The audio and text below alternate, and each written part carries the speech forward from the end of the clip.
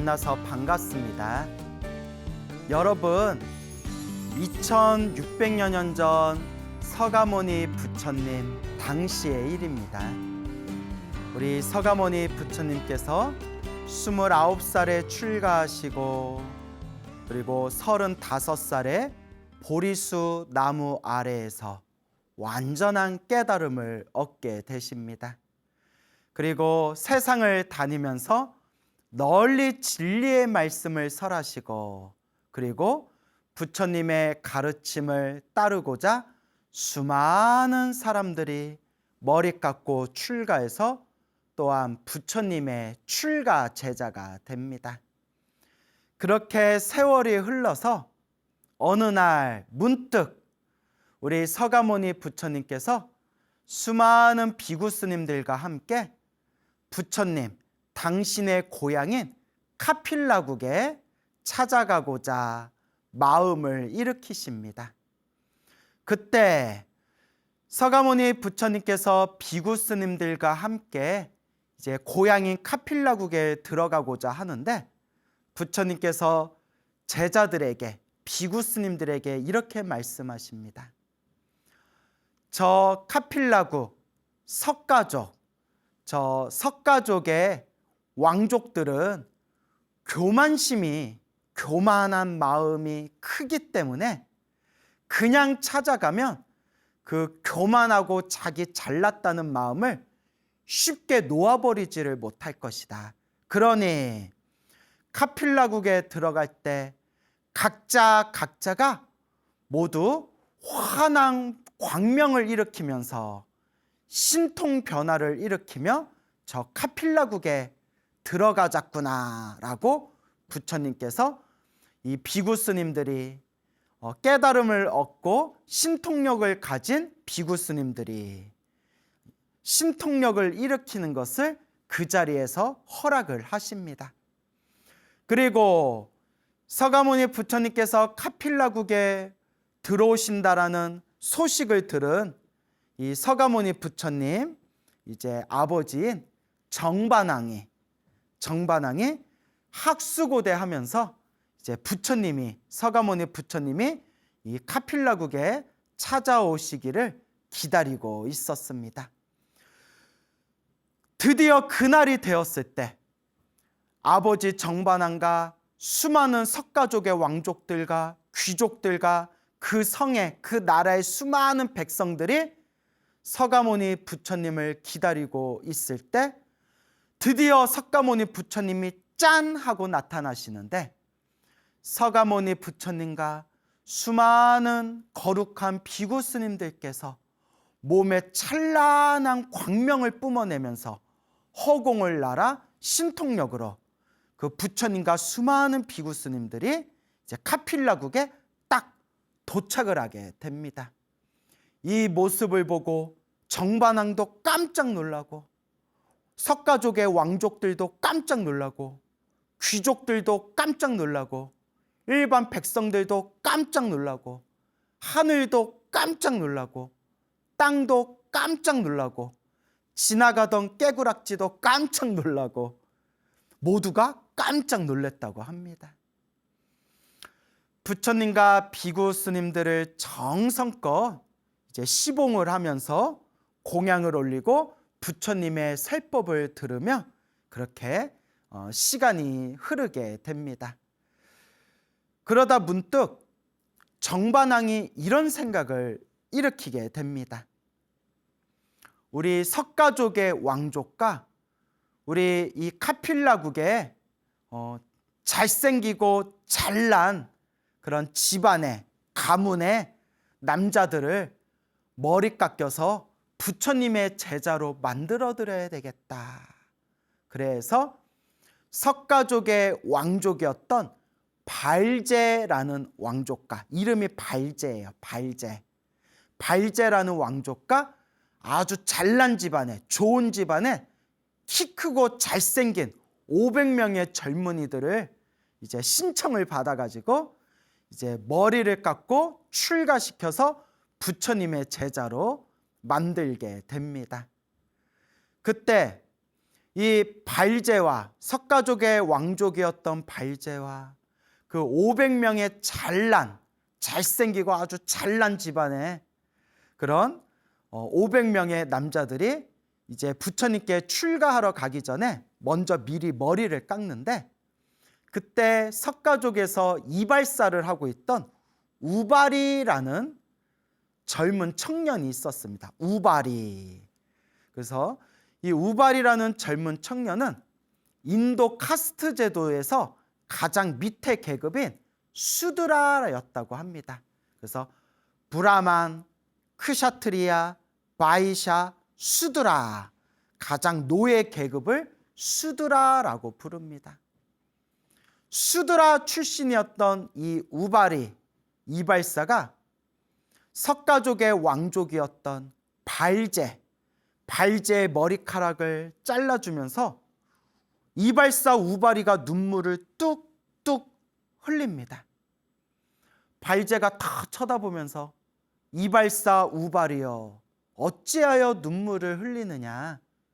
그러니까 우바리가 하는 말이, 이렇게 귀한 가문에 귀하게 자라오신 우리 왕족, 석가족의 왕족이신 왕자님이 머리를 깎고 수염을 다 깎고 이렇게 거친 옷을 입고 하루에 한 끼 거친 음식을 먹으면서 살아야 된다는 걸 생각하니까 제 마음이 너무 안타까워서 눈물을 흘렸습니다. 그러니까 발제가 하는 얘기가, 아니다. 사실 나도 갑자기 막 머리 깎고 출가하라니까 살짝 아리까리 긴가민가 이거 뭐지? 라는 생각은 들지만, 좀 떨떠름하긴 하지만, 그래도 저 위대하신 부처님의 출가 제자가 되어 살아가는 것도 나쁜 것은 아니다, 나쁘지는 않다, 이런 말로 이발사 우바리를 그 흐르는 눈물을 보면서 우바리를 이렇게 위로를 해줬다고 합니다. 그리고 잘난 집안의 500명의 젊은이들이 다들 이제 출가하려고 머리를 깎으니까 이발사 우바리가 문득 이런 생각을 합니다.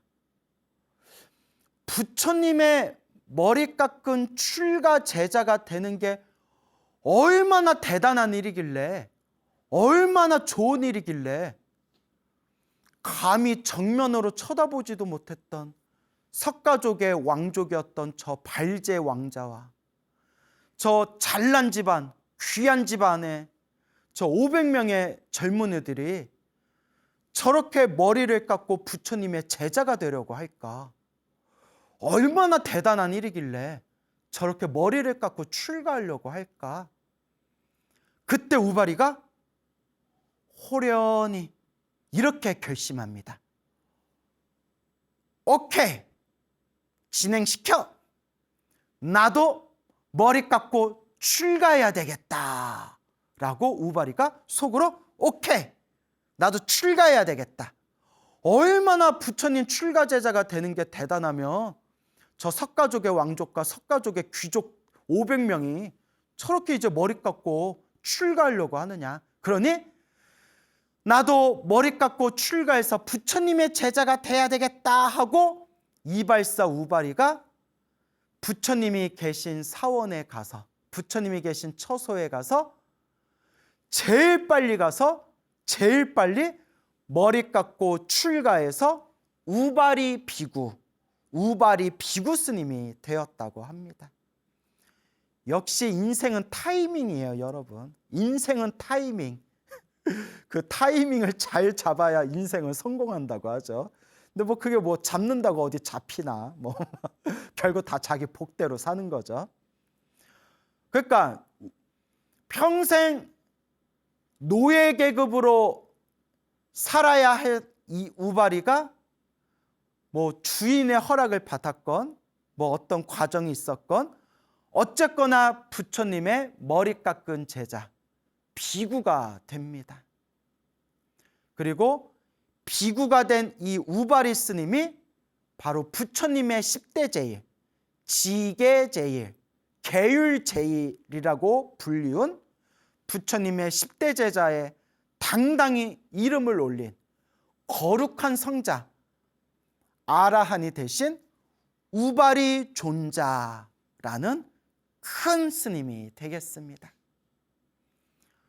어쨌거나 이발사였던 우바리가 먼저 머리 깎고 출가해서 부처님의 출가 제자인 비구 스님이 되었고, 그렇게 시간이 지나서 발제가, 석가족의 왕족이었던 발제가 뒤늦게, 우바리보다 뒤늦게 부처님께 가서 부처님께 비구로서 지녀야 할 구족계, 비구계를 딱 받은 뒤에 빡빡 깎은 머리에 가사를 입고 어엿한 발제 비구, 비구 스님이 되십니다. 그때 부처님께서 이와 같이 명을 내리십니다. 발제여, 발제 비구여, 우리 법은, 부처님의 법은 새로 출가한 비구는 먼저 출가한 비구들에게, 선배 비구들에게 절을 올리고 예배하고 인사를 올려야 된다. 그러니 먼저 출가한 선배 비구들에게 예배를 올려라.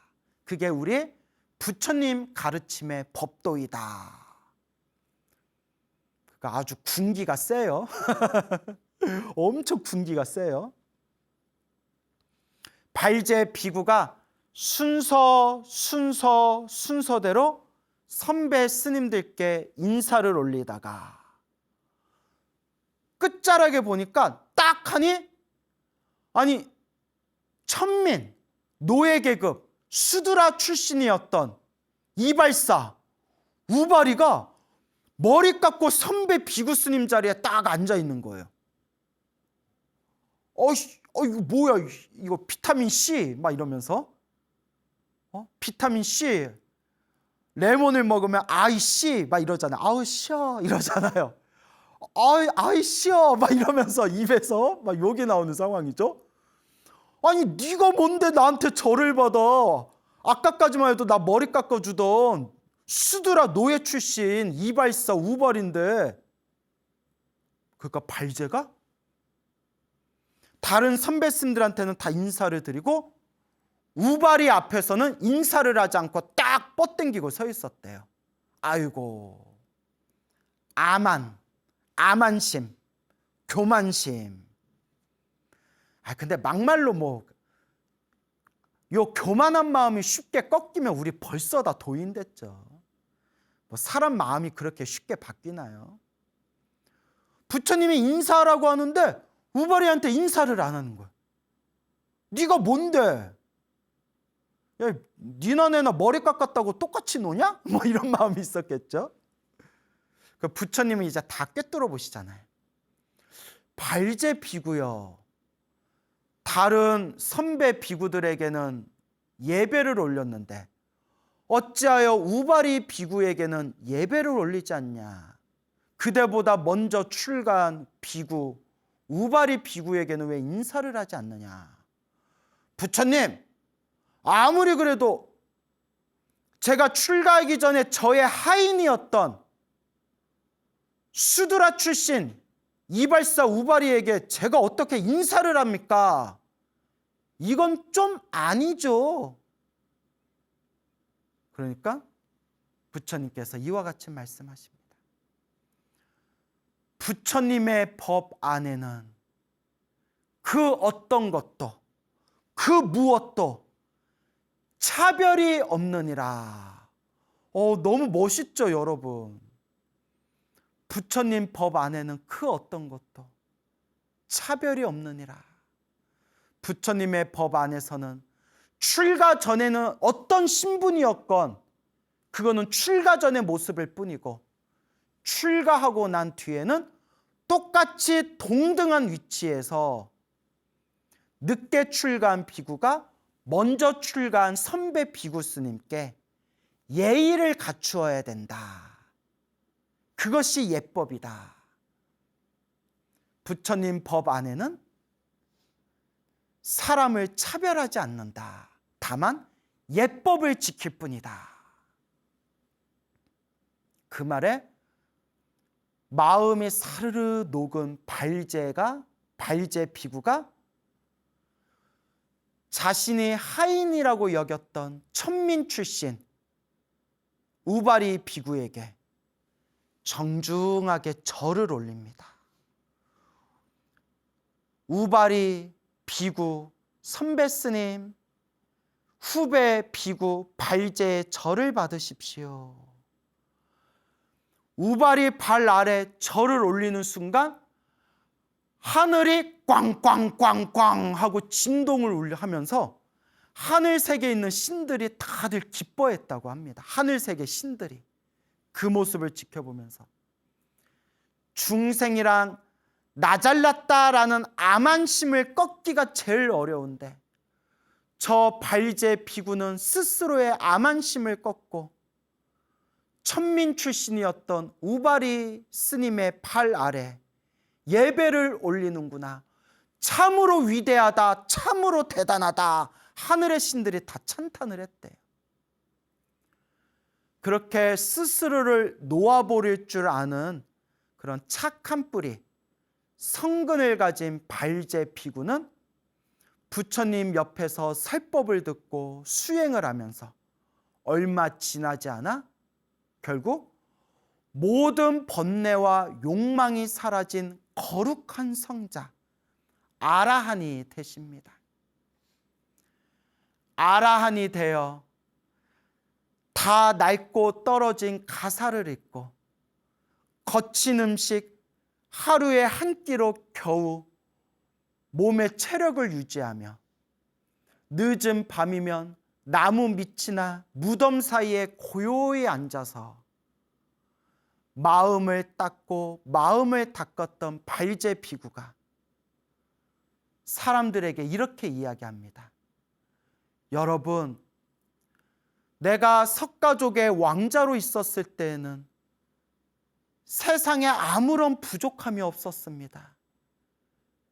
아무런 부족함이 없었고 모든 것을 다 갖추고 있었고 힘이 센 장사들을 경호원으로 내 옆에 내 주변에 나의 경호를 맡겨도 그래도 내 마음은 무언가 두렵고 답답하고 항상 마음에 두려움이 느껴졌습니다.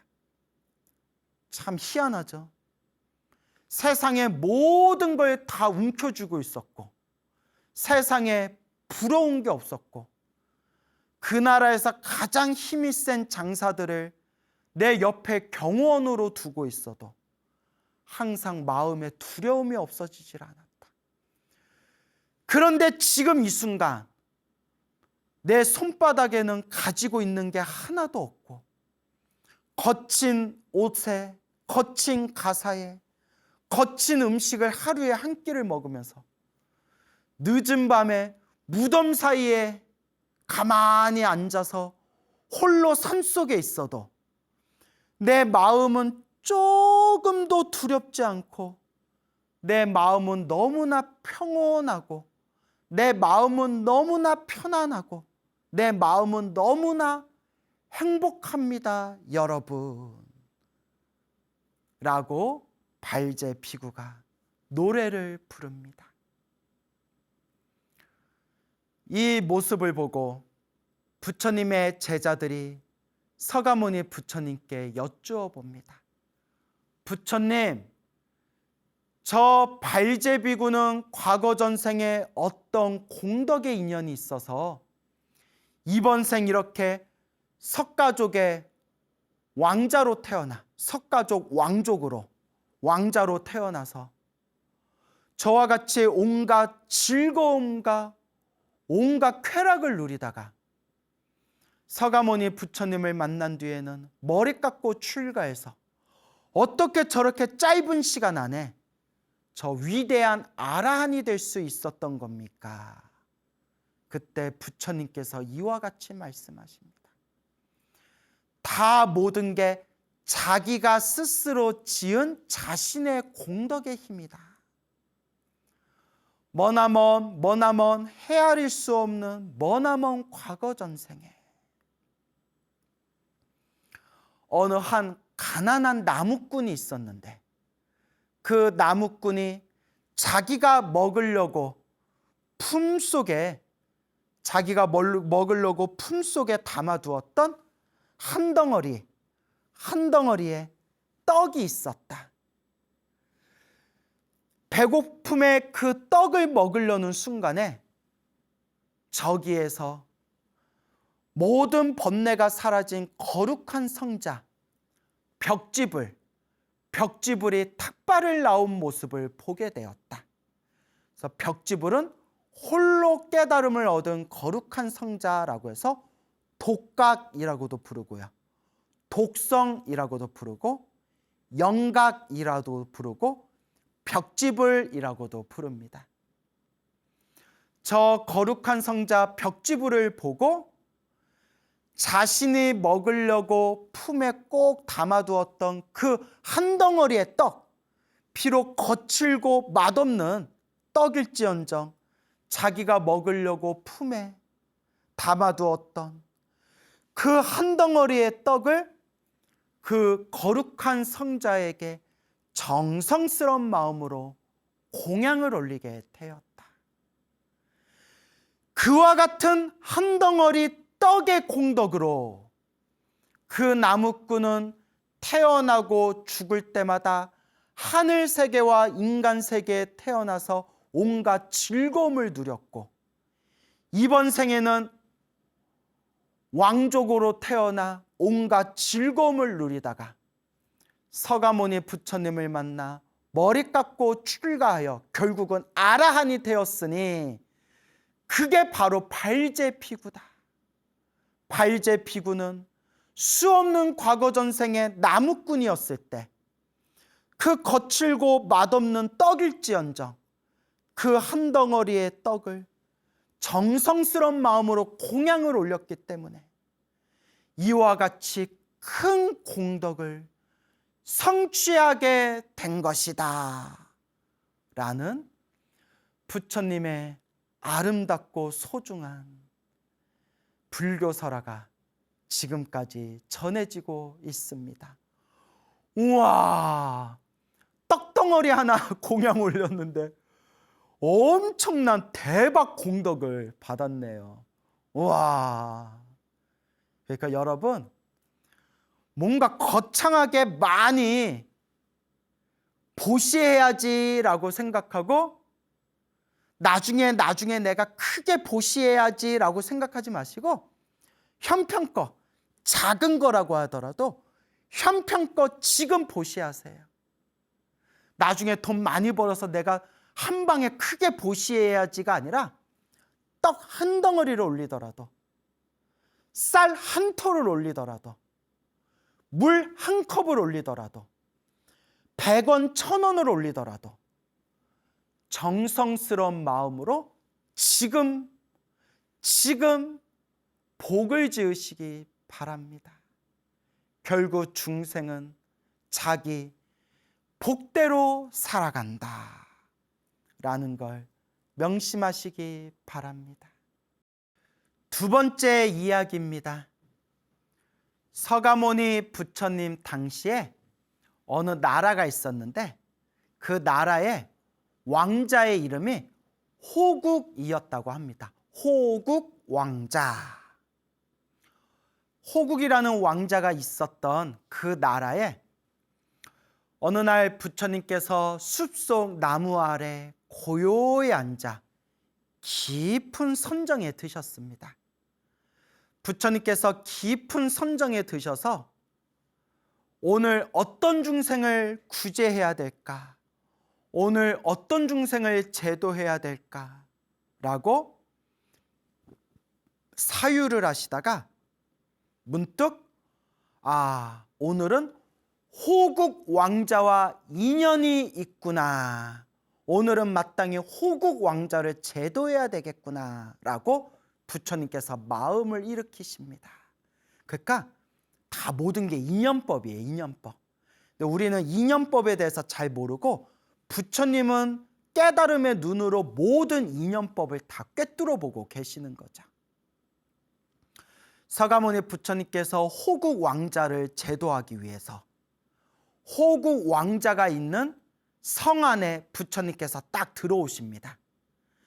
성 안에 딱 들어오면서 성 안에 서가모니 부처님의 발바닥이 성 안에 땅에 딱 닿는 순간 부처님의 몸에서 환한 광명이 뿜어져 나오면서 그 성 안에 괴로움에 빠진 그 수많은 중생들의 고통이 사르르르르르 그 괴로움이 사라지게 됩니다. 이런 기적 같은 모습을 보고 호국 왕자가 깜짝 놀라면서 내가 부처님을 뵈러 가야 되겠다. 참으로 희유하고 참으로 위대하다. 부처님을 뵈러 가야 되겠다. 호국 왕자가 부처님이 계신 처소에 가서 부처님께 공경 예배를 올립니다.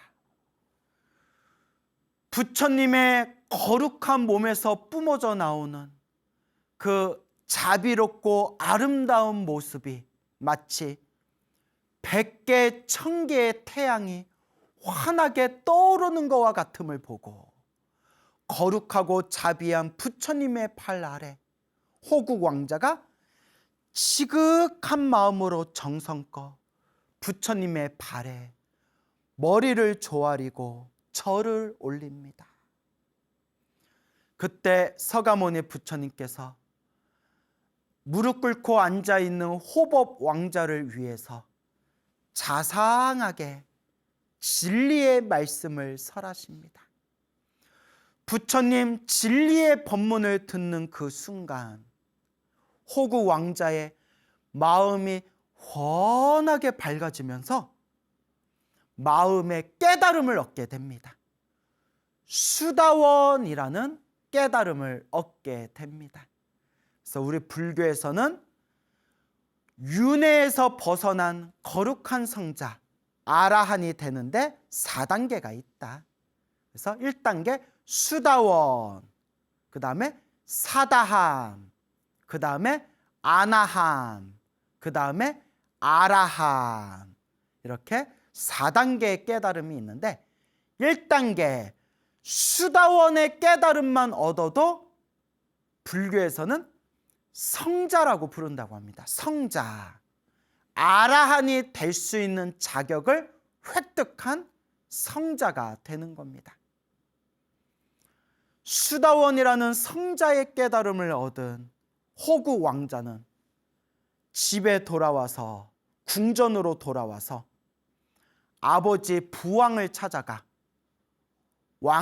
아버지 왕에게 정중하게 간곡하게 청을 올립니다. 아버지시여, 왕이시여, 제가 머리 깎고 출가해서 부처님의 제자가 되고자 합니다. 저는 부처님의 출가 제자 비구가 되고자 하옵니다. 저의 출가를 허락하여 주옵소서. 안 된다. 내 두 눈에 흙이 들어가도 절대 안 된다. 그럼 어떻게 해야 되나요?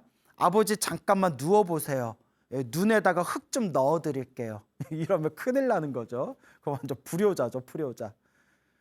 절대 안 된다. 내가 너를 얼마나 사랑하고 너는 내 뒤를 이어서 이 나라를 다스려야 할 왕이 될 왕자인데 안 된다. 하지만 이미 수다원의 깨달음을 얻은 왕자는 더 이상 세상의 욕망과 쾌락, 권력과 명예에 더 이상 관심을 두지 않았고 오직 부처님의 출가 제자가 되어 깨달음을 얻고자 하는 열망만이 있었을 뿐입니다. 최후의 방법으로 호국 왕자는 단식에 들어갑니다. 하루, 이틀, 사흘 밥을 먹지 않고 단식에 들어갑니다. 아버지 왕은 생각합니다. 저러다 말겠지. 저러다 지 배고프면 알아서 밥 먹겠지.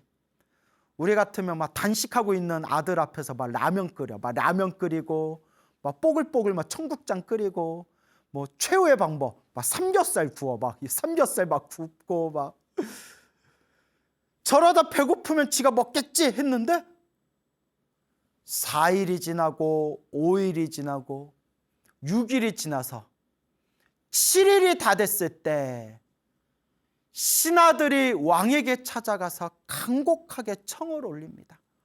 왕이시여, 왕자가 밥을 먹지 않은 지 일주일이 돼가고 있습니다. 저러다 죽습니다. 저러다 죽을 것 같습니다. 죽은 왕자가 무슨 필요가 있습니까? 그럴 바에야 차라리 머리 깎고 출가하는 것을 허락해 주십시오.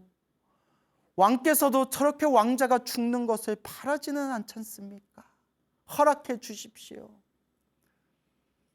그러니까 사랑하는 아들이, 그것도 나의 나라를 계승해야 할 왕자가 머리 깎고 출가하겠다고 하면 아버지 마음이 얼마나 울적하겠어요.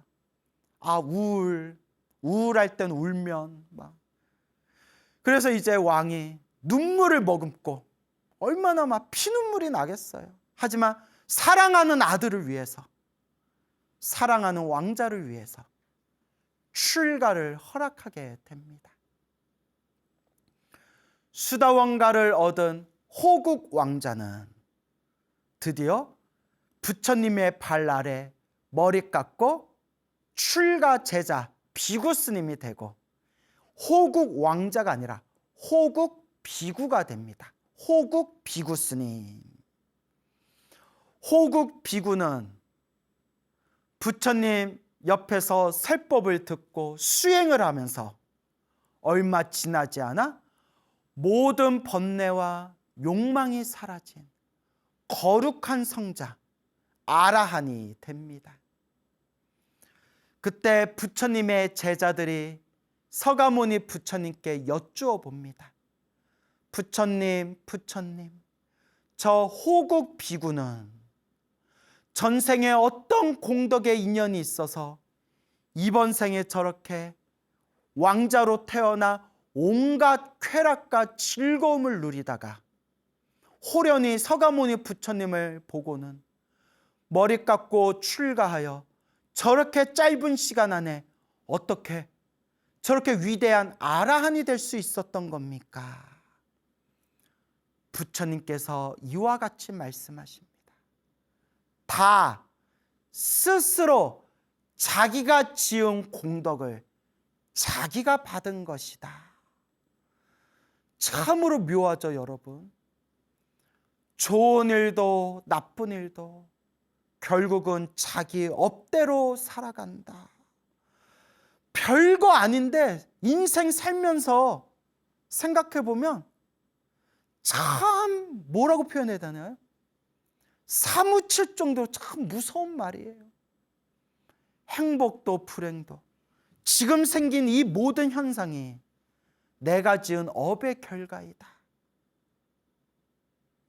결국 내가 지은 업의 인연대로 살아간다. 그래서 우리 젊은 애들이 우스갯소리로 이런 얘기 하더라고요. 야, 너 전생에 나라를 구했냐? 야, 너 전생에 임진왜란 때 거북선에서 거북선 노를 저었냐? 야, 전생에 덕을 많이 쌓았나 보다. 뭐 이렇게 젊은 애들이 우스갯소리 하더라고요.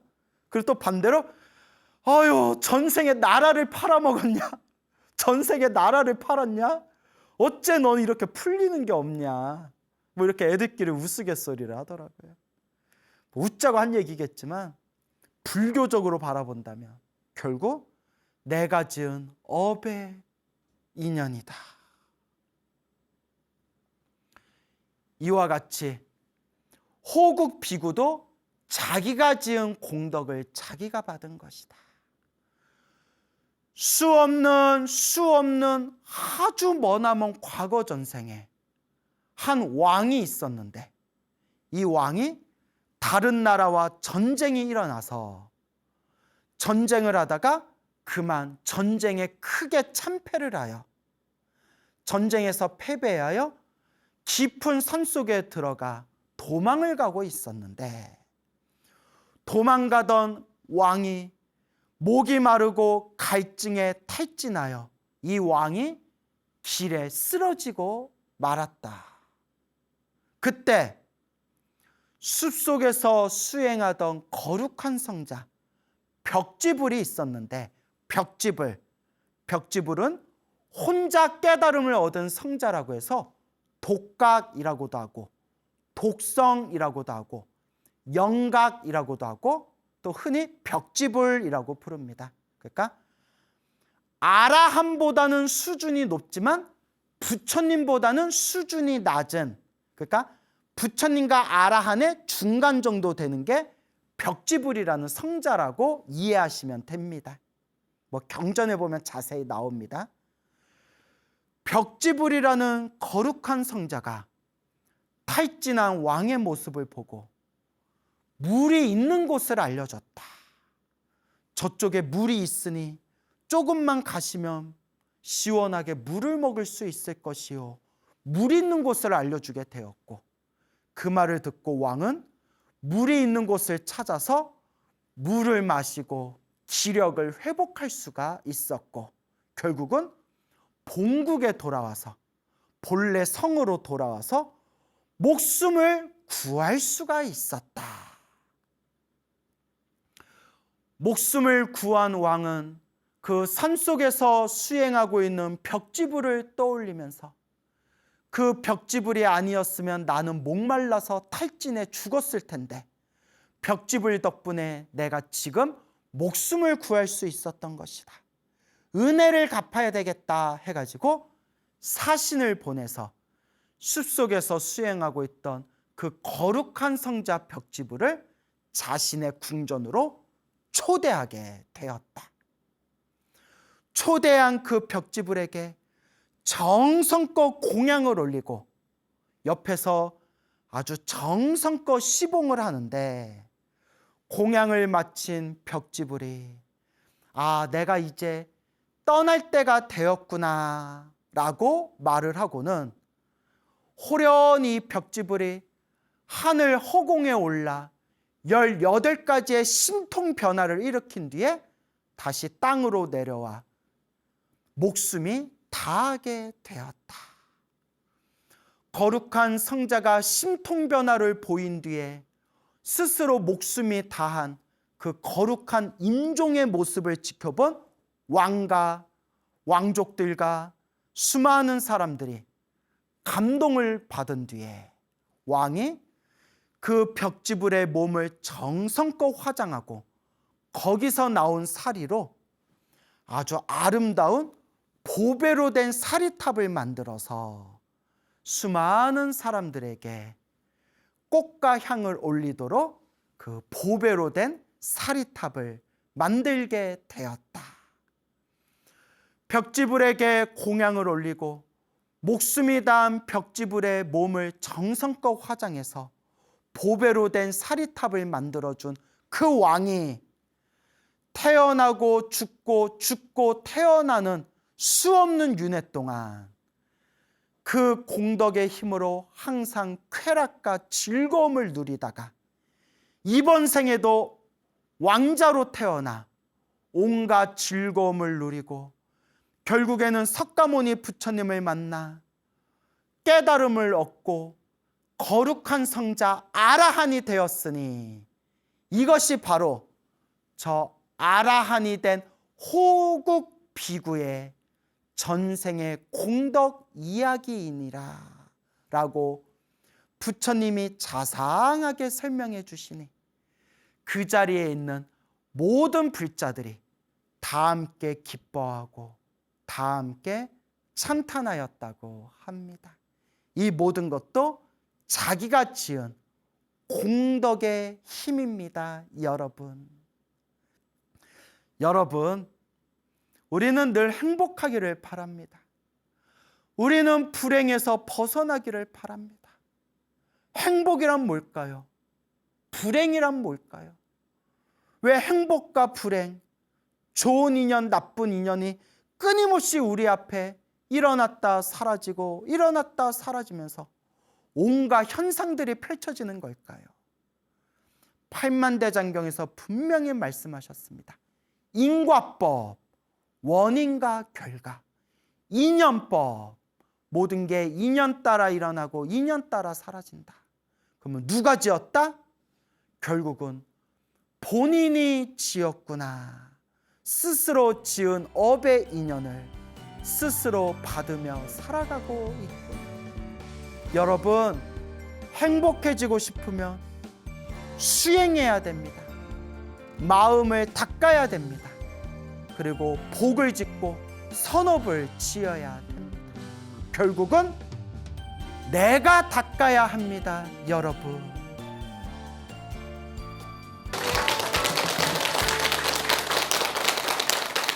예, 만나서 반갑습니다.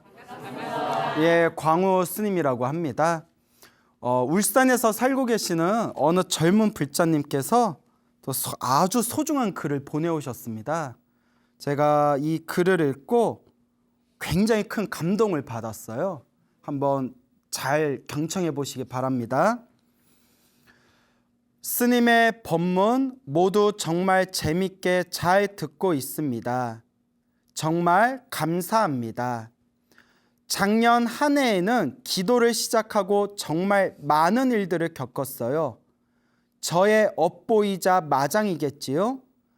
저희 오빠가 차 사고도 크게 나고 아빠께서는 신장 이식, 당뇨 합병증으로 크게 건강이 나쁘셨고 저는 사기도 당하고 정말 많은 일들을 겪었지만 기도에 의지하고 불법에 의지하면서 그 모든 일들을 이겨내고 있습니다. 스님께서 기도해 주시는 덕분에 더 큰 일들을 겪어야 하는데 이 정도로 끝나는 거겠지요. 정말 감사합니다. 이 모든 상황을 저의 업장 소멸의 과정으로 생각하고 이겨내고 있습니다. 정신적으로 너무 힘든 상황들이 연달아 계속 일어나고 있지만 마음속으로 나무 아미타불을 항상 염불하고 현재 법화경 사경을 하며 기도의 힘으로 하루하루 버티고 있어요. 특히 스님 법문을 매일 들으며 정말 많은 의지를 하고 있어서 정말 감사드립니다. 스님 법문이 없었다면 전 정말 너무 힘들어서 이 상황들을 이겨내지 못했을지도 모르겠다는 생각이 들어요. 제가 전생에 업장이 두터워서 이번 생에는 복을 많이 지어야겠다고 늘 다짐합니다. 새해에도 건강하시고 좋은 법문 부탁드려요. 정말 감사합니다. 이번 생 스님 덕분에 불법을 알게 되었고 기도를 알게 되었고 복을 짓는 방법을 배우고 있으니 바른 길로 저희를 인도해 주셔서 정말 감사드립니다. 새해에도 늘 행복하시고 건강하세요. 성불하세요. 나무 아미타불.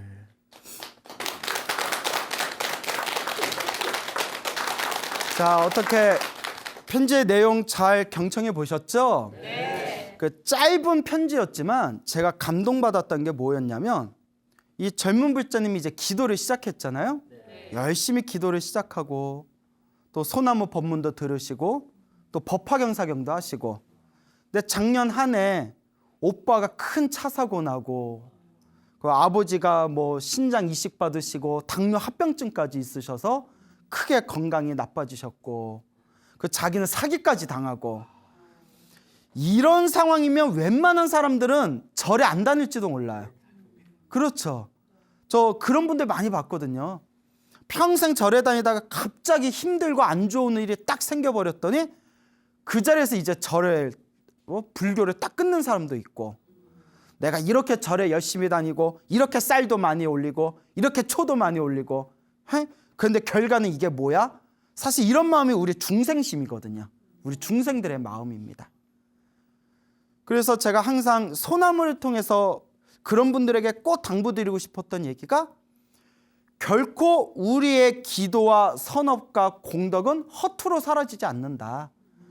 열심히 수행을 했는데도 나쁜 일이 생기는 것, 안 좋은 일이 생기는 것은 내 업장이 소멸하는 과정일 뿐이다. 내가 지은 업은 반드시 내가 받아야 된다. 좋은 업이든 나쁜 업이든 다 내가 받고 있는 과정이고, 기도를 열심히 했는데도 나쁜 일이 생기면 그는 업장, 내 업보가 소멸하면서 크게 받을 걸 작게 받는 하나의 과정이라고 생각해라 라고 누누이 말씀을 드렸습니다. 그래서 실제로 불교를 공부하고 절에 다니면서 마음에 어떤 심적인 갈등이 생기신 분들이 이 소나무 법문을 듣고 불심을 되찾았다는 이야기를 굉장히 제가 많이 들었습니다. 너무 고마운 일이죠. 하지만 사람의 심리가 이론적으로는 다 알아도 실제로 자기가 그런 일을 겪게 되면 왠지 마음에서 서운한 마음이 생기고 믿음이 뚝뚝 떨어질 수밖에 없는 게 우리 중생 심이거든요. 중생의 마음. 근데 이 불자님이 하시는 얘기가, 스님, 이것도 다 저의 업보이겠지요. 업장 소멸의 과정이라고 생각합니다 하면서 더 열심히 기도하고 더 열심히 복을 짓겠다라는 그런 마음가짐이 담겨져 있는 글을 보면서 이게 진짜 불자다. 좀 기도하고 좀 절에 좀 다녔다고 안 좋은 일 생겼다고 부처님 영험 있네 없네, 광우 스님이 여태껏 했던 소리 뻘소리 뭐 이러면서 절에 다니네 마네, 이거는 불자가 아니라는 거죠. 제가 항상 하는 얘기, 불자가 아니라 뭐다? 불자. 불자다. 훅 불면 날아가는 불자다. 그래서 이분이 보내오신 편지를 보면서 이분은 정말 마음에 확고하게 마음의 기준이 딱 섰구나, 불법의 어떤 믿음의 기둥이 딱 세워졌구나라는 그런 느낌을 받았습니다. 그래서 우리 편지를 보내오신 우리 불자님께 꼭 이 방송을 보고 있다면 드리고 싶은 얘기가, 당신의 말이 옳다. 그대가 나에게 보내준 그 편지의 그 이야기가 그대로이다. 기도를 하면서 안 좋은 일이 생긴 것은 지금 무엇이 소멸하고 있는 과정이다? 업장이 소멸하고 있는 과정이고, 반드시 내가 짓고 있는 지금의 이 기도의 힘과 이 복력의 힘과 이 선업과 공덕의 갚이는 분명히 누가 받을 것이다? 내가 받을 것이다 라고 꼭 방송을 통해서 말씀을 드리고 싶습니다. 그래서 우리 불자 여러분들, 이미 제가 수없이 얘기해서 아마 귀에 딱지가 붙었을지도 몰라요. 항상 드리는 얘기지만 좋은 일도 나쁜 일도 누가 지은 업이다? 내가 지은 업이고, 좋은 일이 생기면 좋은 일이 생긴 대로, 나쁜 일이 생기면 나쁜 일이 생긴 대로 다 누가 받아야 할 업이다? 내가 받아야 할 업이다. 기도를 열심히 하고 수행을 열심히 했는데도 나쁜 일이 생기는 것은 무엇이 소멸하는 과정이다? 내가 지었던 전생의 업장이 소멸하는 과정이고, 크게 받을 것을 어떻게 받고 있는 거다? 작게 받고 있는 하나의 수행의 과정일 뿐이다. 그러니 결코 마음 흔들려 하지 말고 인과 업보를 철저히 믿으셔야 됩니다. 내가 지은 업은 반드시 내가 받습니다. 가스레인지에 물을 끓이면 물은 끓어오를 수밖에 없습니다. 그와 같이 내가 지은 어떤 조건에 의해서 그러한 결과를 만들어냈을 뿐입니다.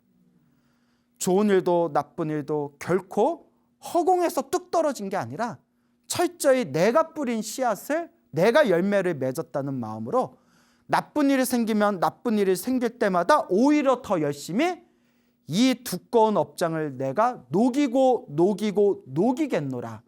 마음을 닦는 마음으로 꾸준히 기도하고 선업을 짓고 공덕을 쌓는 이 불자의 삶을 살아야 된다라는 것을 꼭 명심하시길 바랍니다. 알겠죠? 네. 소나무가 해외에서도 많이들 보신대요. 그런 연락을 많이 받아요.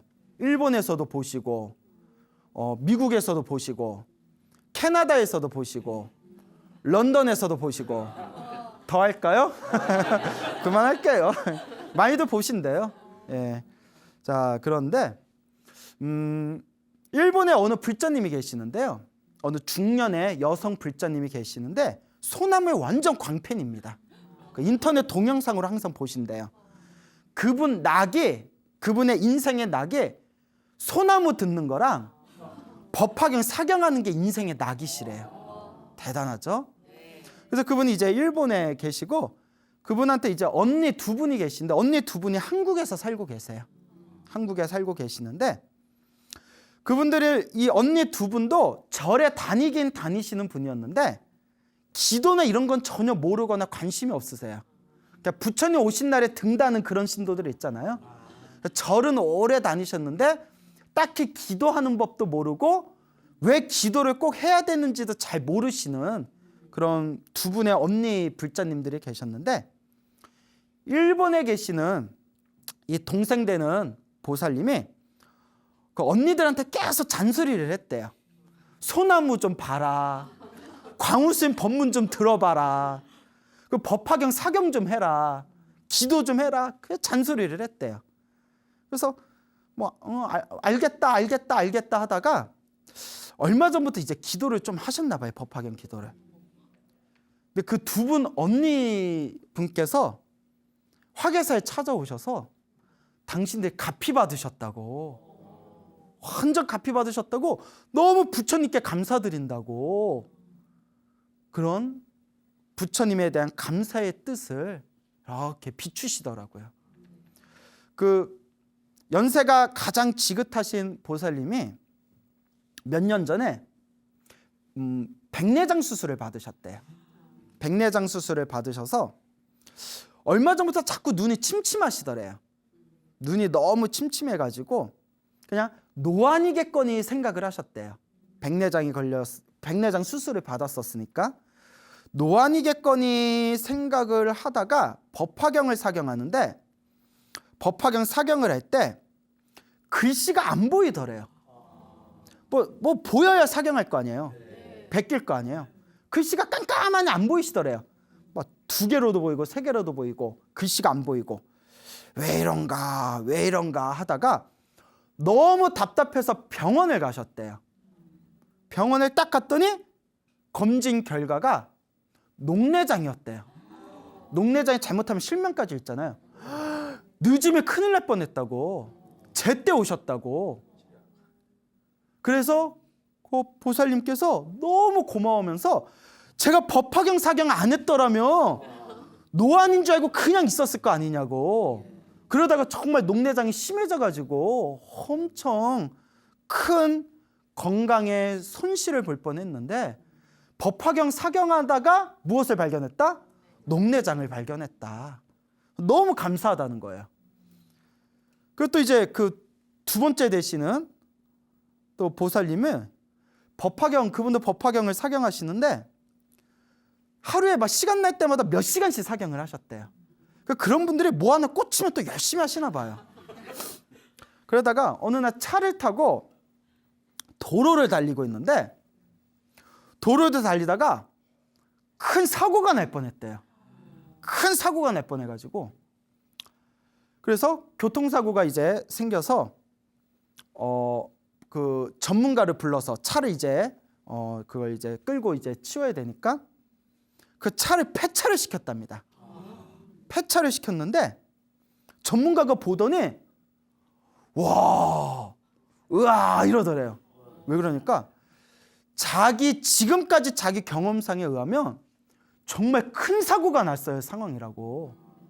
그런데 아무도 다친 사람이 없는 건 기적이라고. 와, 정말 이건 기적입니다. 정말 운이 좋으셨습니다. 이러더래요. 그래서 그 보살님이 아무리 생각해도 누구의 가피인 것 같다? 부처님의 가피인 것 같다라고 너무나 감사하다라고 얘기를 하시더라고요. 그래서 제가 앞으로 더 열심히 기도하고 더 열심히 복을 지으면서 그렇게 수행하면서 계속 법화경을 사경하시고, 그리고 눈이 이제 안 좋으셔서 법화경 사경하기 어려우시면 나무 관세음보살, 나무 아미타불 관세음보살이라도 계속 연부를 해라. 왜냐면 눈이 시리고 아픈데 계속 사경할 수는 없잖아요. 그래서 연부를 해도 다 효과는 똑같으니까 나무 아미타불 관세음보살이라도 열심히 하셔라라고 제가 신신당부에 말씀을 드렸습니다. 문득 이런 생각이 들어요. 그 사람들이 우리 불교 중에 그 기복불교와 연관된 부분, 그 복을 구하는 그런 불교를 기복불교라고 하거든요. 기복불교를 굉장히 싫어하시는 분들이 있어요. 부처님의 진실한 뜻은 기복, 복을 구하는 게 아니다. 복을 기원하는 게 아니다. 그런데 자꾸 우리는 신도들한테 기복불교에 대해서 가르치고 있다. 그래서 어떤 분은 기도하는 것도 싫어하는 분이 있어요. 진짜 부처님한테 기도하는 것도 싫어하는 분들이 있어요. 그래서 그렇게 비판하는 분들도 있었고, 저도 20대 시절에 20대 때 한창 열심히 선방 다닐 때는 저도 기복불교를 되게 싫어했어요. 그래서 소나무에서도 이야기했지만 뭐 지장경을 읽는다든가 뭐 지장보살을 연불 한다든가 뭐 맨날 뭐 절하면서 관세음보살 외우는 분들 보면 수준이 낮은 분이라고 생각을 했어요. 그래서 기복불교도 저도 기복불교 때문에 한국불교에 큰 폐해가 생겼다라고 20대 때 생각을 했는데, 경전 공부를 진지하게 하면 할수록 느껴지는 게 부처님 가르침은 버릴 게 없었구나. 왜냐? 기복불교도 필요하더라고요. 중생들의 수준은 똑같지가 않아요. 중생들도 좀 수준이 높은 중생이 있고 수준이 좀 고만고만한 중생이 있고, 이런 말하면 죄송하지만 정말 무슨 얘기를 해도 잘 먹히지 않는 수준이 낮은 중생들도 있어요. 그렇죠? 그래서 부처님은 이미 중생들의 그런 수준을 다 꿰뚫어 봤기 때문에 부처님께서 법을 설할 때 중생들 수준에 맞춰서 법을 설한다고 하셨어요. 무엇에 맞춰서? 그래서 하근기, 중근기, 상근기의 법문에 맞춰서 중생들의 근기에 맞춰서 법을 설하기 때문에 대기설법이라는 게 나와요. 무슨 설법? 중생들 수준에 맞춰서 법을 설한다. 그런데 기복불교는 부처님이 얘기하셨을까요? 안 하셨을까요? 하셨어요. 그게 지장경, 관음경, 약사경, 그런 경전들이 기복불교에 대한 부분이에요. 꿈자리가 뒤숭숭하면 지장보살을 연불해라. 죽은 사람이 자꾸 보이면 천도제를 지내라. 힘들고 괴롭고 답답하고 막 어떤 큰 절벽 같은 인생의 절벽을 만나서 어찌할 수 없을 때 지극한 마음으로 관세음보살을 외워라. 몸이 아프고 힘들고 일이 안 풀리면 약사열애를 불러라. 이게 기복불교예요. 그러면 부처님은 왜 팔만대전경에 지장경이니 약사경이니 관음경이니 이런 기복불교에 대한 가르침을 왜 설했을까요? 중생의 수준이 아직 성숙하지 않은 자들에게 어려운 법문을 해봤자 알아들을 줄 못하니 이런 방법으로라도 불법과 인연을 맺게 하고자 함이었어요. 무슨 말인지 알겠습니까? 중생이 지혜가 열리지 않는 이유가 전생의 업이 두꺼워서 그렇대요. 그래서 밀교의 가르침, 티베트 불교, 밀교의 가르침에서는 먼저 부처님한테 10만 배의 절을 올리고 만트라, 주문을 10만 번을 독송하고 10만 개의 만다라를 공양하고 등등의 업장을 소멸하는 과정을 통해서 중생의 근기가 무르익으면 점점 높은 수준의 부처님의 가르침으로 한 단계 한 단계 밟아 올라갑니다. 우리가 지장보살을 연불하면서 무엇이 소멸할까요? 업장이 소멸하고, 관세음보살을 연불하면서 업장이 소멸하고, 약사열애를 연불하면서 업장이 소멸하고, 이와 같이 불보살님에게 기도하면서 업장이 소멸하고 공양을 올림으로써 복덕이 쌓이게 되며 복덕이 쌓이고 업장이 소멸하면서 점점 수준 높은 부처님의 지혜의 가르침에 점점 들어갈 수가 있다는 거예요. 그래서 부처님 가르침은 하나도 버릴 게 없어요. 중생들 수준 맞춰서 힘들고 괴로울 때 관세음보살 불러라. 관세음보살이 너를 지켜주실 것이다. 꿈자리가 뒤숭숭하고 막 죽은 사람이 자꾸 보이고 막 힘들고 답답하면 지장보살을 외워라. 지장보살님이 모든 영가들을 천도시켜 줄 것이다. 뭐 몸이 아프고 일이 잘 안 풀리고 살아가는 게 힘들면 약사여례를 불러라. 약사여례의 가피가 너희들을 도와줄 것이다.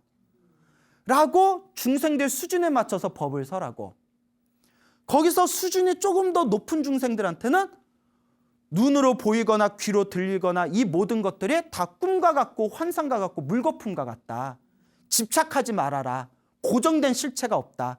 모든 것은 고정된 실체가 없으니 집착 없이 살아라.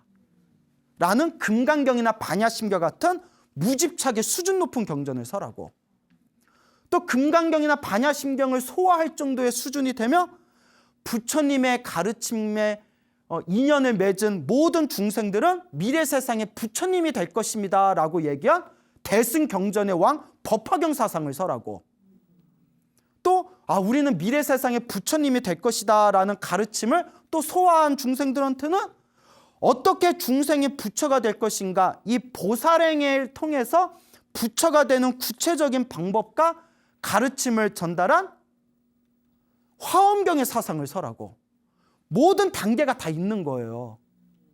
그런데 아상, 불교에서는 자기가 잘났다는 걸 아상이라고 하거든요. 아상이 많고 아상이 깊고 아집이 높고 자기가 잘났다고 착각하는 사람들이 꼭 순박하고 순수하게 부처님을 믿고 의지하고 기도하는 사람들을 수준이 낮다고 우습게 봐요. 저는 이렇게 얘기하고 싶어요. 당신이 순수한 불자들을 향해서 니들은 수준이 낮아라고 생각한 것 자체가 니들 마음에는 엄청난 아상이 있는 거라고. 그것 자체가 수행을 잘못하고 있는 거라고. 그런 분들이 너무 많아요. 인터넷 동영상에 들어가면 왜 이렇게 가짜 도인들이 많은지 모르겠어요. 다들 자기들 제일 잘났대. 그리고 이렇게 그냥 너무나 삶이 힘들고 괴로워서 순수하게 부처님만을 바라보면서 기도하는 사람들을 수준 낮은 기복불구라고 손가락질하고 있어요. 니들은 그렇게 잘났냐? 제 마음을 이해하시겠어요? 네. 이 얘기를 왜 하느냐? 그 법화경을 사경하던 그 두 분의 보살님한테 다짜고짜 보살님, 세상은 꿈과 같고 환상과 같고 물거품과 같습니다. 오직 이 마음만이 진실한 진리입니다. 보살님, 다 필요 없습니다. 오로지 깨달음만 구하십시오. 라고 하면 그분이 알아듣겠어요? 목미? 뭐 이러죠. 뭔 얘기 하시는 거야? 보살님, 오로지 참선만 하세요. 다 필요 없어요. 오로지 명상만 하세요. 부처님한테 기도하고 부처님한테 절하고 부처님한테 공양 올리는 것도 그것도 다 쓸데없는 거예요. 마음에서 구해야 돼요. 마음으로 깨달음을 얻으세요 하면 그분들이 알아듣겠어요? 처음부터 그런 얘기하면? 그래서 아직 불교의 위대한 진리에 아직 잘 모르는 분들한테 보살님 살아가는 게 힘드세요? 일단 관세음보살을 열심히 연불해 보시고, 그리고 부처님한테 가서 쌀도 올리고 초도 올리고 절에 와서 자원봉사도 하면서 자꾸 복도 지으시고, 아이고 꿈자리가 뒤숭숭하세요? 그럼 뭐 금강경을 한번 읽어보세요. 예. 자꾸 꿈에서 죽은 사람이 보여요? 한번 지장보살을 연불해 보세요. 이러한 과정을 통해서 점점 부처님의 가르침과 인연을 맺으면서 수준이 부처님의 진리의 가르침을 이제 받아들일 그릇이 점점 커지면 그때부터 금강경 사상도 가르쳐주고 법화경 사상도 가르쳐주고 열반경 사상도 가르쳐주고 마지막에는 우리 마음이 진짜 부처입니다 라는 가르침으로 다 단계가 있는 거예요. 그런데 중간에 그런 단계는 쏙 빼버리고 그거 다 필요 없습니다. 이것만 닦으면 됩니다. 부처님은 그렇게 가르친 적이 있었다 없었다? 부처님이 그렇게 가르치셨으면 팔만대장경이라는 게 안 생겼어요. 팔만대장경의 경전은 그 상황에 나올 만한 이유가 있었기 때문에 나왔던 거예요. 지장경의 가르침을 설해야 할 중생들한테는 지장경의 가르침을 설했고, 관세음보살의 가르침을 설해야 할 중생들한테는 관음경을 설했고, 금강경의 가르침을 설해야 할 중생들한테는 금강경을 설했고, 법화경의 가르침을 설해야 할 중생들한테는 법화경을 설했고, 화엄경을 설해야 할 그 상황에서는 화엄경을 설했듯이 모든 팔만대장의 가르침에는 그 경전을 설할 만한 이유가 있었던 거예요. 그런데 부처님의 다 중생들 수준에 맞춰서 한 명의 중생이라도 놓치고 싶지 않아서 이렇게도 설하고 저렇게도 설하고 요렇게도 설하고 저렇게도 설해서 한 명의 중생이라도 부처님의 가르침으로 이끌기 위해서 수많은 84,000 법문을 설했는데 2600년이 흐르고 지난 지금 갑자기 뜬금없이 다 필요 없어요. 이것만 닦으면 돼요. 과연 이게 부처님의 진실한 말씀이겠는가? 그러면 그 가르침을 못 따르는 중생들은 절에 다니면 안 되겠네요. 그래서 제가 드리고 싶은 얘기는 이거예요. 기복불교라고 해서 우습게 보지 말아라. 누군가에는 그 기복불교가 너무나 힘든 이 삶 속에서 한 줄기 희망이 될 수가 있다. 그리고 기복불교일지언정 부처님의 가르침과 인연을 맺은 이번 생의 그 인연 공덕으로 그 중생도 머나먼 미래 생에는 부처님이 되실 분들이다. 그러니 제발 자기 잘났다는 생각에 빠져서 순수한 마음으로 부처님께 기도하는 그 불신 깊은 순수하고 순진한 불자들의 마음을 우습게 보지 말아라 라고 말씀드리고 싶은 겁니다. 그래서 이 부처님의 가르침은 하나라도 버릴 게 있다 없다? 버릴 게 없다. 그래서 제가 처음에 이런 말씀을 드리고 싶어요. 대승경전에서 최고의 대승경전 중에 하나로 손꼽히는 게 바로 법화경이에요. 법화경이 굉장히 대승경전의 양대 산맥하며 법화경 화엄경이라고 하거든요. 그런데 사람들 보고 법화경이 대승경전의 왕이고 이 법화경의 대승경전의 중요한 핵심이 다 들어있습니다. 이거 사경해 보십시오 하면 사람들이 쉽게 사경을 할까요 안 할까요? 안 해요. 없으면 너무 어려워요. 그런데 보살님, 법화경을 열심히 사경하면 꿈자리가 편안해지고 사업 안 되던 사람이 법화경 사경해서 사업이 엄청 크게 잘 됐고 건강이 안 좋았던 사람이 법화경 사경을 해서 건강이 엄청나게 좋아졌어요. 그리고 어떤 사람이 엄청나게 죽을 고비를 만났는데 법화경 사경한 그 공덕으로 그 죽을 고비를 이렇게 쉽게 넘어갔대요. 하면 사경을 할까요 안 할까요? 이게 방편법이에요. 무슨 법? 중생과 법화경의 인연을 맺어주게 하기 위한 방편법이에요. 그게 법화경에 나와요. 평생 거지로 살던 부자의 아들이 너는 내 아들이었다면 거지로 살았던 그 아들이 놀래고 무서워하고 믿지 않을까 봐 차례차례대로 일을 조금씩 주면서 직급을 올려주는 거예요. 처음에는 똥을 치우게 하고 나중에는 이렇게 회계장부를 보게 하고 나중에는 부사장으로 만들어서 그릇이 되었을 때 너는 내 아들이었다. My son 이러면서 이게 방편법이에요. 그 중생을 목적지에 도달하게 하기 위해서 그릇을 넓혀주기 위해 중간중간 툭툭 던지는 미끼가 바로 방편법이에요. 그래서 우리 수많은 불자님들이 시작은 자기 복 짓고 싶고 좋은 일 생길까 싶어서 로또라도 당첨될까 싶어서 법화경을 사경하잖아요. 사경하다 보면 결국 부처님의 최고의 가르침이 담긴 법화사상을 조금이라도 맛볼 수 있는 인연을 심게 해주는 거예요. 이게 바로 시작은 미약했으나 끝은 창대하리라. 이거 표절인 것 같은데요? 이거 저쪽에서 미안하네요. 막 갖다 써서. 그러니 여러분, 이 불교의 방편법을 우습게 보지 마세요. 기복불교는 방편법입니다. 맞습니다. 기복불교는 부처님의 진실한 뜻이 아니에요. 하지만 오죽하면 부처님도 기복불교를 설해서 중생들을 불교와 인연을 맺게 하려고 하셨겠어요. 왜냐? 중생들 수준이 다 어떠니까? 다 다르니까.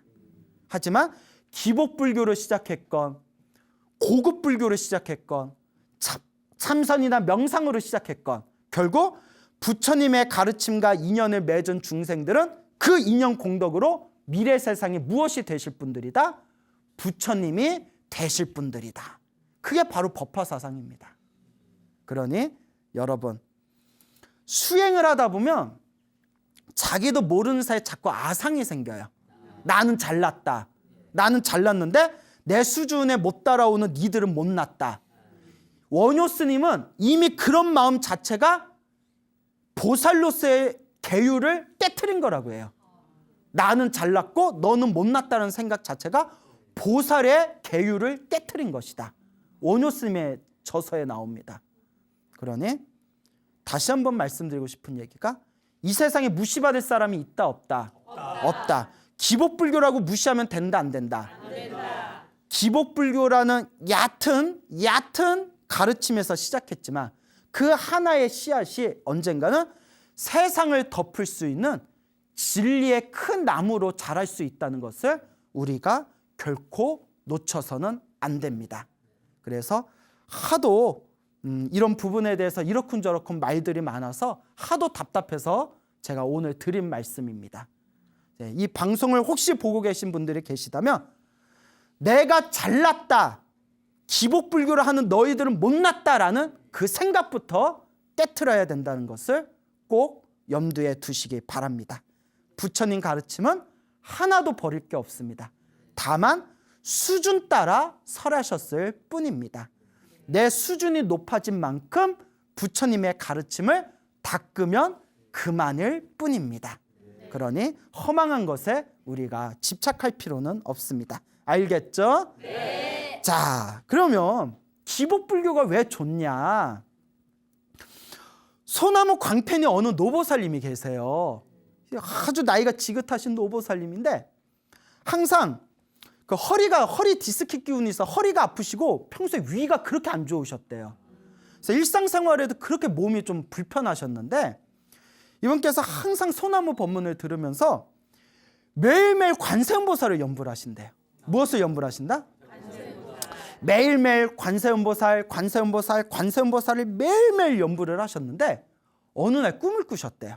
관세음보살 연불하다 이렇게 잠이 드셨는데 꿈에 웬 여자가 나타났는데, 변기통 있죠, 변기통. 요강 같은 변기통을 이렇게 큰 변기통을 갖다 주시더래요. 큰 변기통을. 그 꿈에서 거기에 앉아가지고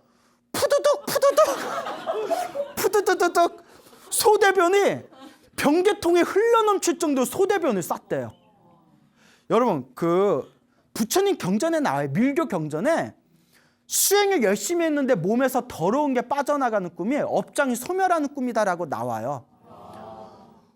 부드드드득 하고 변기가, 그 큰 변기가 꽉 찰 정도로 소대변을 시원하게 쌌는데, 그 꿈을 꾸고 나서 꿈에서 시원하더래요. 꾸고 나서 잠에서 딱 깼는데 그 뒤로 그토록 괴롭혀던 위장병이 싹 사라졌대요. 누구는 관세음보살님을 생각하면서 관세음보살 연불하는 게 기복불교라고 욕하는 사람이 있지만, 누구는 지극한 마음으로 관세음보살을 연불해서 이와 같은 값이 받은 삶의 큰 희망을 얻으신 분들이 분명히 있다는 걸 간과해서는 안 됩니다.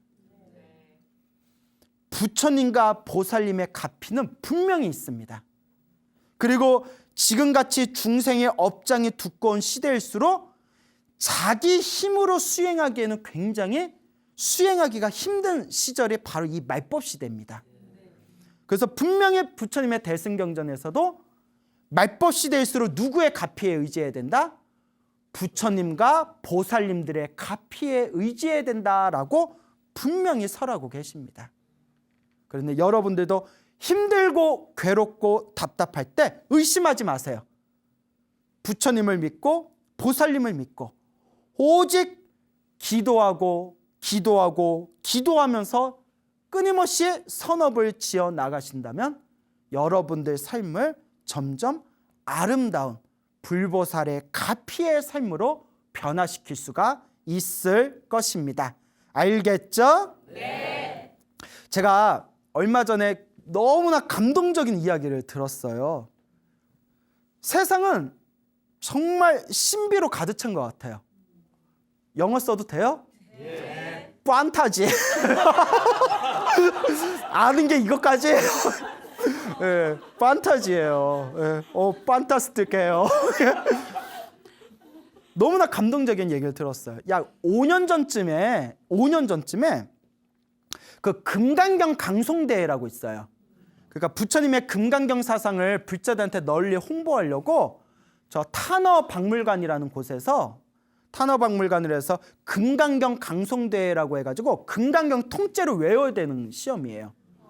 금강경을 통째로 외우고 또 이제 금강경 이렇게 이제 필기 시험도 보고 그 금강경 강송대에 거의 뭐 90명, 100명 가까이 사람들이 대회에 모였는데 거기에 최우수상을 받으신 노 거사님이 계세요.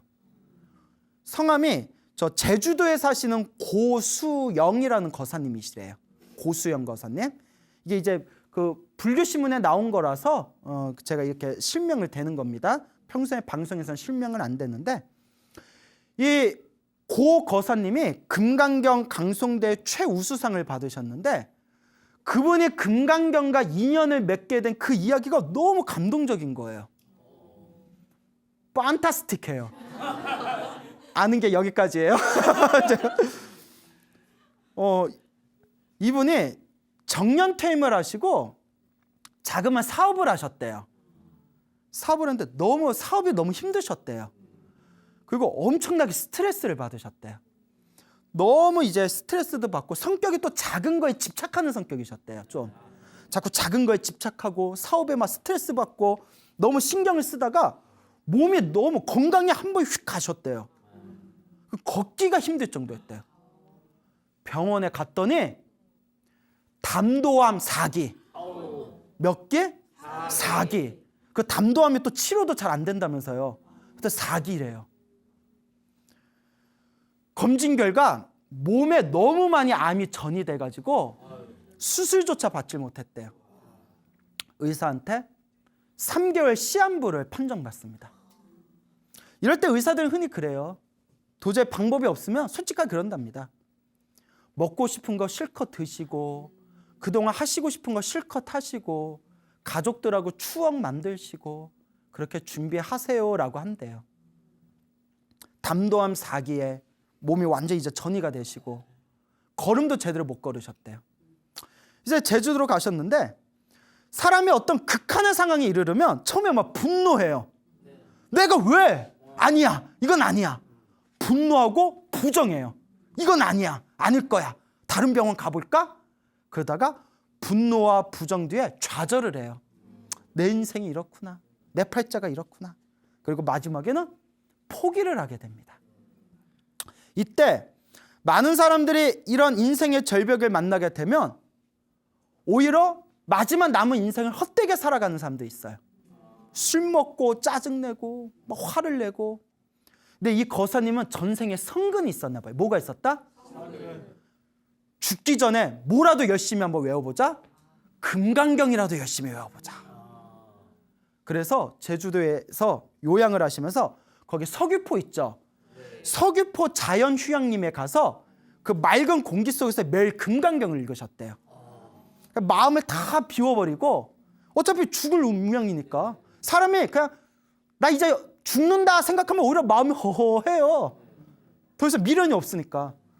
오로지 금강경만 읽는데 1시간, 2시간이 시간 가는 줄 모르게 휙휙 지나더래요. 계속 금강경을 읽으면서 사업에 대한 스트레스도 다 놓아버리고 작은 거에 집착하던 마음도 스르르 다 놓아버리고 나중에 자꾸 금강경을 읽다 보니까 죽음에 대한 집착, 공포조차도 다 사라지더래요. 뭐 가면 가는 거지. 죽으면 죽는 거지. 마음을 다 놓아버리고 오로지 금강경만 읽었대요. 시간 되면 가는 거지. 읽어서 3개월이 딱 지났는데 몸이 멀쩡하더래요. 그래서 왜 이러지? 왜 아직 안 죽지? 왜 이러지? 이제 다 비웠잖아요. 갈 때 되면 가야 되는데 아직 안 왔나? 병원을 갔는데 이미 결과는 다 눈치챘을 거예요. 의사가 이건 기적입니다. 이건 기적입니다. 암이 완전히 사라진 거예요. 지금도 제주도에서 살고 계시대요. 그래서 너무나 부처님께 감사해서 금강경 사경을 108번을 했대요. 108번을 베꼈대요. 금강경 아시는 분은 알겠지만 양이 적지는 않아요. 그걸 108번을 사경하고 그 뒤에 300번을 읽었대요. 그래서 금강경을 만나 모든 걸 놓아버리고 오로지 기도만 하니 이와 같은 제2의 인생을 살게 되었습니다라는 그런 아름다운 불자님의 가피 이야기를 얼마 전에 알게 되었습니다. 여러분, 사실 뭐 불교를 믿는다고 암이 사라지거나 그런 건 아니에요. 뭐 불교를 믿는다고 죽을 병이 사라지고 그런 건 아니에요. 다만 중요한 것은 죽음 앞에서도 더 이상 죽음에 흔들리지 않고 죽음조차도 모든 집착을 내려놓고 온전하게 부처님께 의지해서 기도하고 수행하고 마음을 닦을 수 있었다는 그 마음가짐이 진정한 불자의 모델이 아닐까라는 생각을 곰곰이 해보았습니다. 여러분, 힘들고 괴로울 때 좌절하거나 너무 슬퍼하지 마세요. 안 될 일은 어차피 안 돼요. 될 일은 어차피 돼요. 우리에게 필요한 거는 된다 안 된다도 그냥 놓아버리세요. 그리고 부처님만 믿고 한번 기도해 보세요. 불보살의 가피가 여러분들을 행복의 길로 이끌어 줄 것입니다. 여러분, 행복해지고 싶습니까? 네. 행복한 삶을 창조하고 싶습니까? 네. 복을 지으십시오. 선업을 지으십시오. 공덕을 쌓으십시오. 복과 선업과 공덕의 힘이 여러분들을 진정한 행복의 길로 이끌어 줄 것입니다. 오늘 여기서 마치겠습니다. 소중한 나 행복!